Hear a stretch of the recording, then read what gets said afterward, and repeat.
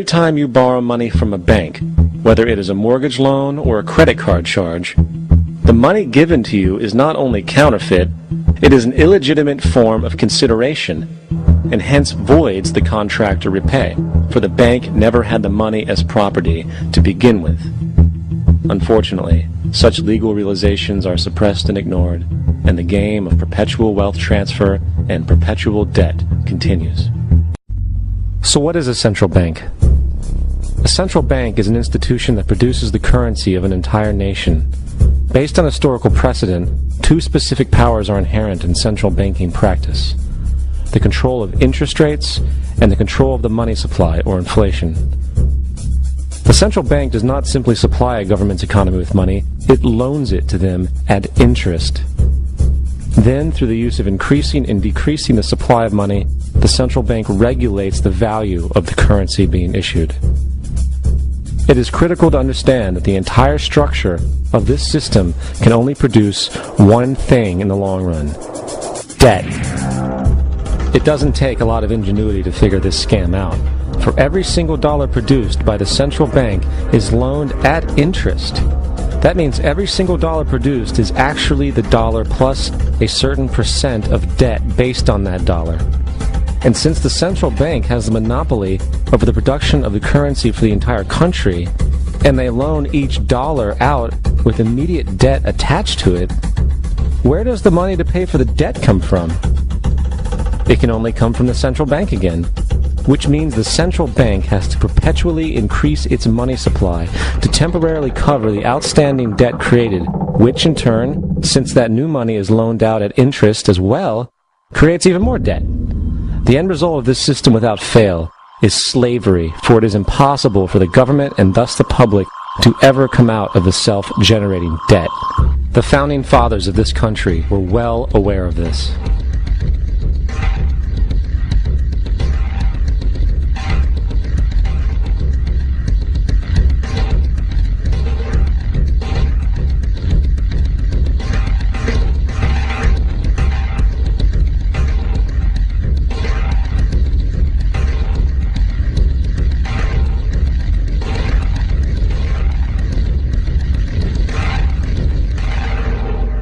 In 1913, the Federal Reserve, and as long as this institution exists, perpetual debt is guaranteed.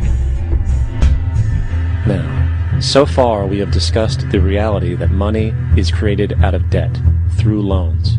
These loans are based on a bank's reserves, and reserves are derived from deposits. And through this fractional reserve system, any one deposit can create 9 times its original value, in turn debasing the existing money supply, raising prices in society. And since all this money is created out of debt and circulated randomly through commerce, people become detached from their original debt, and a disequilibrium exists where people are forced to compete for labor in order to pull enough money out of the money supply to cover their costs of living. As dysfunctional and backwards as all of this might seem, there is still one thing we have omitted from this equation. And it is this element of the structure which reveals the truly fraudulent nature of the system itself: the application of interest. When the government borrows money from the Fed, or when a person borrows money from a bank, it almost always has to be paid back with accrued interest. In other words, almost every single dollar that exists must be eventually returned to a bank with interest paid as well. But if all money is borrowed from the central bank and is expanded by commercial banks through loans, only what would be referred to as the principal is being created in the money supply. So then, where is the money to cover all of the interest that is charged? Nowhere. It doesn't exist. The ramifications of this are staggering, for the amount of money owed back to the banks will always exceed the amount of money that is available in circulation. This is why inflation is a constant in the economy, for new money is always needed to help cover the perpetual deficit built into the system, caused by the need to pay the interest. What this also means is that mathematically, defaults and bankruptcy are literally built into the system, and there will always be poor pockets of society that get the short end of the stick. An analogy would be a game of musical chairs, for once the music stops, somebody is left out to dry. And that's the point. It invariably transfers true wealth from the individual to the banks. For if you are unable to pay for your mortgage, they will take your property.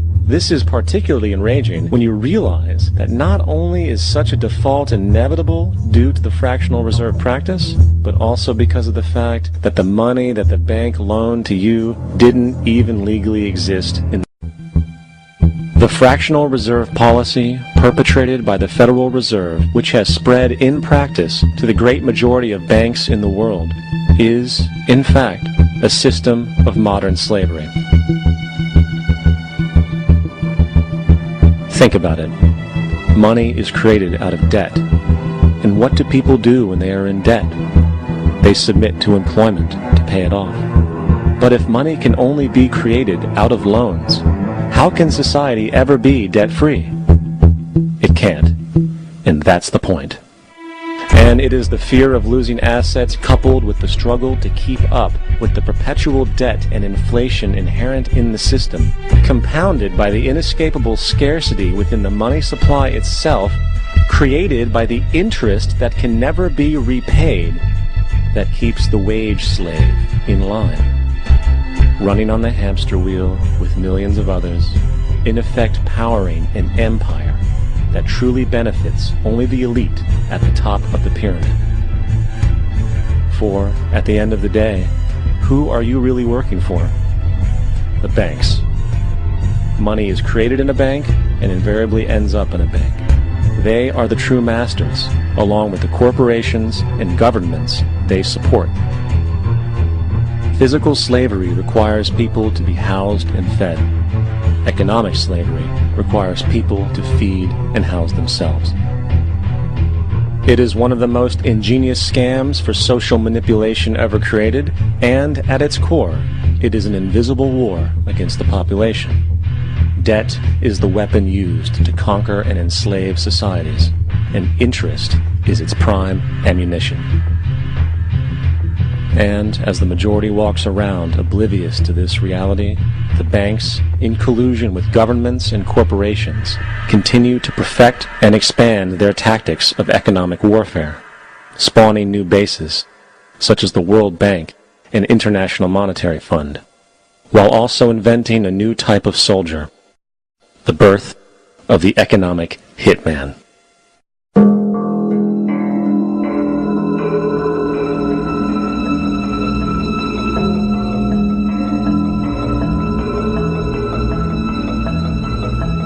And at the end of 1933, the gold standard was abolished.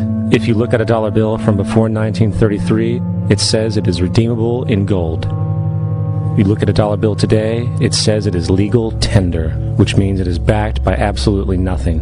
It is worthless paper. The only thing that gives our money value is how much of it is in circulation. Therefore, the power to regulate the money supply is also the power to regulate its value, which is also the power to bring entire economies and societies to its knees.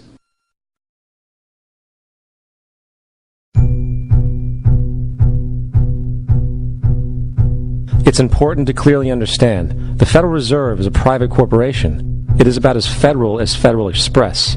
It makes its own policies and is under virtually no regulation by the U.S. government.